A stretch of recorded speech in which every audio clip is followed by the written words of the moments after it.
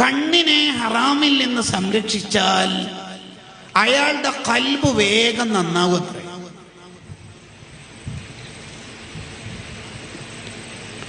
അയാളുടെ ഖൽബും മറ്റു അവയവങ്ങളും അള്ളാഹു പ്രകാശിപ്പിക്കും. അങ്ങനെ ഖൽബ് പ്രകാശിച്ച് ഹൃദയം പ്രകാശിച്ച ഒരാളുടെ നാവിൽ നിന്ന് ഒരു കാര്യം വന്നാൽ അത് പുലരുകയും ചെയ്യും.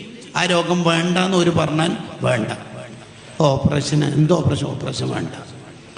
ആ നാവിന് അത്രമേൽ അസറുണ്ടാവും. കാരണം ആ കണ്ണായിരിക്കും. അതാണ് കാരണം. ലോകത്തൊരു മനുഷ്യന് നന്നാവണമെന്ന് തോന്നുന്നുണ്ടെങ്കിൽ ആദ്യം ചെയ്യേണ്ടത് കണ്ണ് ഹറാമിൽ നിന്ന് ക്ലോസ് ചെയ്യുക എന്നുള്ളതാണ്.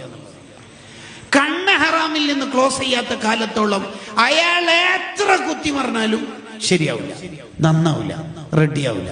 അയാൾക്ക് തെറ്റിൽ നിന്ന് രക്ഷപ്പെട്ടു കിട്ടാൻ കഴിയില്ല. ഒരു മനുഷ്യനെ അള്ളാഹു പ്രകാശിപ്പിക്കണമെങ്കിൽ അയാളുടെ കണ്ണാണ് ആദ്യം സംരക്ഷിക്കേണ്ടത്. പ്രകാശത്തെ കുറിച്ച് പറയുന്ന, പ്രകാശിപ്പിക്കലിന്റെ വിവിധ ഏരിയകളെ കുറിച്ച് പറയുന്ന സൂറത്തു നൂറുണ്ട് ഖുർആനിൽ. അതിൽ അള്ളാഹു പറയുന്നുണ്ട് എന്ത്? ഖുല്ലിൽ മുഅ്മിനീന യഗുദ്ദു മിൻ അബ്സാരിഹിം. നബിയെ തങ്ങൾ പറയൂ ഉമ്മത്തിനോട് ഹറാമ് കാണില്ലേ. അള്ളാഹ് പറയാൻ പറഞ്ഞിട്ട് റസൂലുള്ള പറഞ്ഞ ഒരു കാര്യം നമ്മൾ ചെയ്യുന്നില്ലെങ്കിൽ ഇനി ഏത് വേള കേട്ടിട്ട് നമ്മൾ നന്നാവുക? ഇനി ആരാ അതിന്റെ മേലെ നമുക്ക് പറഞ്ഞുതരാൻ വേണ്ടത്?